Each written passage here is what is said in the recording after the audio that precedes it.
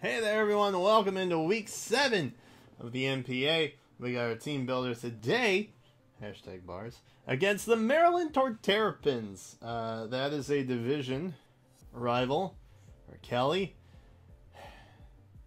Kelly's doing alright. Kelly is sitting at a 5-1 right now. Pretty scary. So, there's that. Yeah, I mean, we got to get our act together, right? We have to get our act together. There's no other way around it. We have to do better, and so we're gonna do better. What do we have going on this week? Well, Kelly's got a scary team, first and foremost. I'm swiveling. He's got Landorus, Therian, Celebi,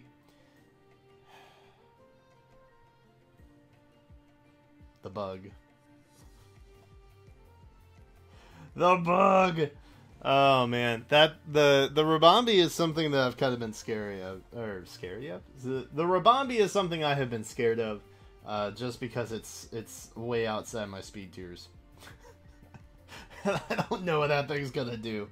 Either way, we've also got Alolan Persian, the bulk bat, the true bulk, Golbat, Ursaring, which is kind of scary, and we'll talk about that, why that is in just a moment. Heracross, Mega Heracross, I should say. Thundurus Therian, so double Therian Genie over here. Vaporeon, I think I'd rather die. Stakataka, and Incineroar. And just to clarify, Incineroar, even though its hidden ability did get released, when leagues are I assume leagues in general, but particularly with the way the NPA works, once you draft them on at the beginning of the season, what's allowed at the beginning of the season, what is available at the beginning of the season, that's all you have. So Kelly doesn't have access to Intimidate and Incineroar. I don't know that it really makes that much a difference anyway. But, you know, I guess it's one less thing that we have to kind of think about. Looking at my... well... yeah, I guess Intimidate and Incineroar might be kind of scary against, like, the Rhyperior, but we don't have to worry about that. Over on the left, you can see the squad that we are bringing. Let's talk about why I'm always afraid. Let's talk about why I'm always afraid, shall we? So, Landorus Therian. I'm pretty savvy to Landorus Therian. I'm familiar with it. Seen a couple played in my time. It's a VGC joke, you know. It's fine. Landorus can do a lot of stuff, and it does have access to things like Sludge Bomb and stuff like that. So it's not 100% safe. Bulu's not 100% safe against the Landorus. So, you know, for what that's worth, we're gonna have to rely on Cresselia a little bit for that. But we got some spicy tech to kind of help alleviate that. There is also Celebi. Celebi, base 100s around the board, can do a lot of different stuff. I hate it. I hate Celebi. And that's one of the reasons why we had to bring Pidgeot, because we weren't bringing Cuddles. Cuddles is off the board this week. But hey, that's alright. It is what it is. But the Rabambi is pretty terrifying. It's really fast. It can set up. It can do things that I don't want it to do. You know, Alolan Persian. You got Parting Shot. It's base 115 speed. It's obviously, you know, a threat. Fur Coat makes it really invulnerable to a lot of physical attacks. I don't know that we'll see Golbat. Just because Golbat's sets aren't exactly offensively based, we'll say. One of the things I love about the Golbat is that you can Eviolite, and you can do a lot of partner shenanigans. I mean, it does have stuff like Super Fang and things like that still, but you know, overall, I don't think we're gonna see the Golbat this time around. The Ursaring could be pretty scary because it has things like Guts, so that's always a concern, you know. But overall, like, I'm not too worried. Like, Ursaring's pretty straightforward, I think.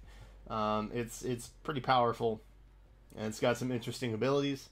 but I don't know that will end up coming. Mega Heracross has very few switching. Like, you basically pick a sack when you're trying to switch into a Mega Heracross, just because, you know, it gets that skill link. You can't sash them on. You know, you don't even need Rocks up all that often, just because of skill link. And it also has stuff like Rock Blast, Bullet Seed, Arm Thrust. You know, it's got a lot of coverage moves that also coincide with that ability, so that's pretty terrifying. The Thunderous Therian, I'm very savvy to the Therian Thunderous variant as well, so I'm not you know, I know what to kind of expect from it. Vaporeon's just a pain in the butt to deal with. Stack Attacka, I know about Stack Attacka. If you stack, you attack, you do all kinds of stuff. And then Incineroar. So Incineroar, you know, like, I'm very comfortable with Incineroar. Like, Kelly's got a lot of VGC heavy mons on the team, which which made, like, the mental calcing and stuff like that, it's way easier. I have to, like, think about in terms of not doubles, like, spread damage and stuff, but overall, like, I'm pretty familiar with a lot of the mons on this team, so that was kind of a nice change of pace for once. I don't have to think about unexpected things for the most part, but I can see a good half of the mons I'm familiar with on this team coming to the game, namely the Thunderous Therian, the Heracross, the Vaporeon, and probably the Landorus. If I had to pick two others, I would probably say Celebi and Persian. That's kind of who I'm thinking. It's kind of who I'm thinking. But, you know, we'll see. It's never said and done. It's never said and done. So who are we bringing to try and rebound from our 3-0 to 0-3 situation here? Well, we have Fox, the Pidgeot. We got Hurricane U-Turn Workup, which I thought would be funny. But I was like, no, let's keep it. So Workup raises attack and special attack by 1. So we get a little bit of a boost there. And then we have Hidden Power. Hidden Power Fighting. On the off chance that Stack Attack comes. It'll be kind of nice to have. Also, it's kind of handy for Persian. And, you know, the Ursaring if it's there. Or, you know, even the Incineroar. It's kind of useful for that. Didn't really need Heat Wave. As you can see, like, anything that we would Heat Wave, Hurricane is definitely the play over that anyway. So, that's kind of why we're rocking that. Also, Hidden Power Fighting does more to Stack Attack than Heat Wave, so it just makes more sense. I had a 4th slot, and I was like, well, I don't know that Kelly's going to want to get Hazards up, like, immediately. So I don't really know that we need, like, Defog or whatever. So it's fine. It's cool. It's whatever. We're running Workup, because why not? Because why not? Beyond that, we are bringing back Space Jelly. We have Nihilego back. It's going to be Choice Scarfed. We got the Choice Scarf. Oh, Pidgeotite. Because it's Mega. We have the Choice Scarf on Nihilego. Power Gem, Sludge Wave, Hidden Power, Ice, and Psychic. So Nihilego's kind of the thing that we're switching into to get revenge kills. That's kind of what's happening here. Power Gem does a lot to this team. Sludge Wave does a lot to this team. Once you tack on Hidden Power, Ice, and Psychic, you pretty much have universal coverage across Kelly's entire team. So Nihilego's pretty nice for that. And we outspeed pretty much everything that could be Scarfed. Unless for some reason Rabombi is Scarfed. Or Persian is Scarfed. I don't know why that would be, but for what that's worth. I mean, there's always the threat of Tailwind, you know? But that's kind of okay. I feel pretty comfortable with this set. I've been wanting to run the Choice Scarf Nihilego set for a little while, and this seemed to be the most appropriate time to bring it. We've also got Tapu Bulu, Lord Bulu himself. We are Jolly. We are Max Speed. We are Max Attack. We are Grassy Seed. Actually, I don't know that we're Max Attack. I'll have to check on that. but I know we're max speed because Bulu and Mega Heracross are actually in the same speed tier. They're both base 75. So if he's not Jolly, if he is not Jolly max speed Heracross, we outspeed it, and we can get a 2-hit KO with a Zen Headbutt. Grassy Seed allows us to live anything that Heracross can throw at us, which is really nice. Fun fact, Heracross doesn't get Poison Jab. Weird, right? Well, I've been thinking for weeks that, like, Mega Heracross gets Poison Jab, and it doesn't get Poison Jab, so... Whatever. Pin Missile's the best bet for Mega Heracross against Bulu, and we can comfortably live one of those. Very comfortably live one of those. We might even live 2 after Terrain.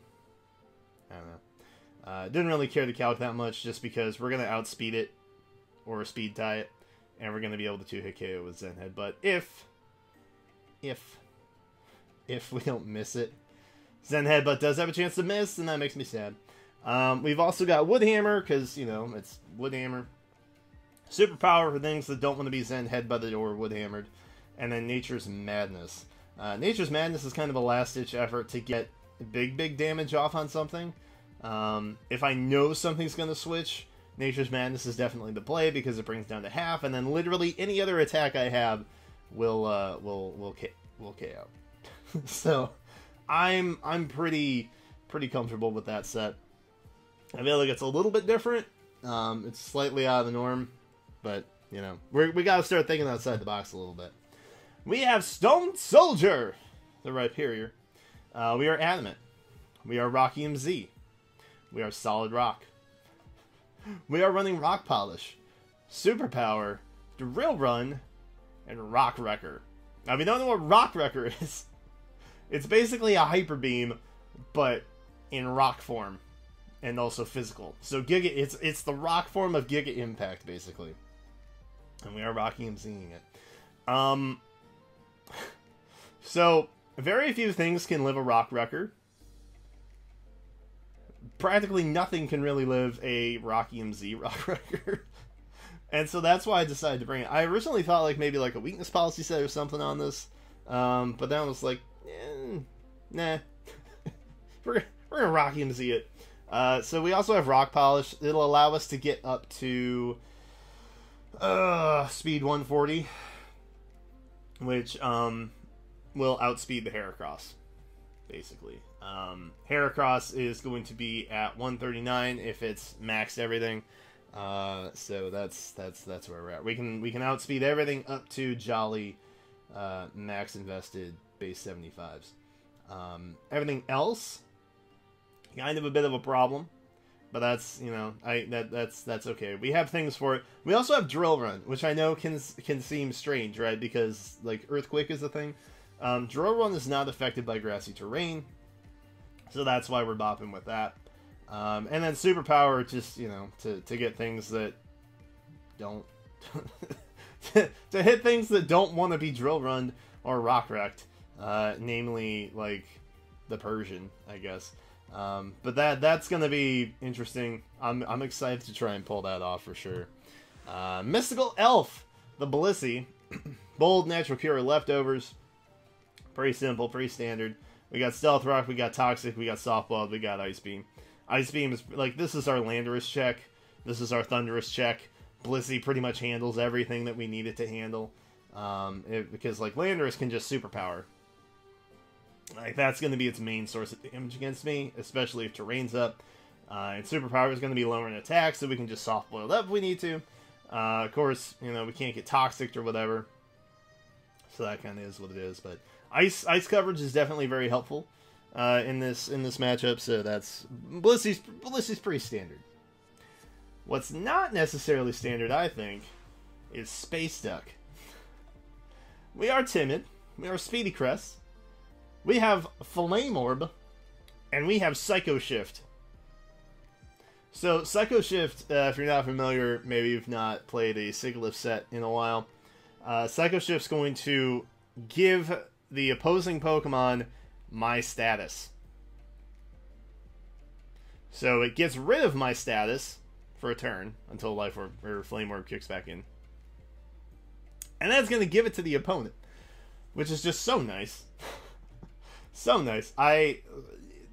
Truth be told, I was up late trying to team build, and this came to mind. So this is either going to be a masterpiece or something terrible. I can't tell yet. But we're speedy and we're very defensive. So we have Psychic and Ice Beam to cover, and then Moonlight. So the beautiful thing is that, you know, we can't necessarily get Toxic, and even if we do, we can just Psycho Shift it away.